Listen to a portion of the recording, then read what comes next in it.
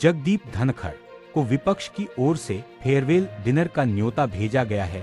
सूत्रों के मुताबिक कांग्रेस सहित विपक्षी दलों ने धनखड़ से मुलाकात का समय मांगा। विदाई डिनर आयोजित करने की पेशकश के साथ ही कांग्रेस ने राज्यसभा में उनके विदाई भाषण की भी मांग की थी। हालांकि अब तक धनखड़ के कार्यालय से कोई आधिकारिक प्रतिक्रिया नहीं आई है। सूत्रों का कहना है कि धनखड़ इस प्रस्ताव को स्वीकार करेंगे। इसकी संभावना कम है।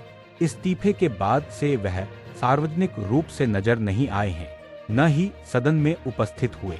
जयराम रमेश ने कार्य मंत्रणा समिति में उनके विदाई भाषण की औपचारिक मांग की थी, लेकिन उस पर सहमति नहीं बन सकी। ऐसे में विपक्ष चाहता है कि औपचारिक तौर पर एक सम्मानजनक विदाई समारोह आयोजित हो।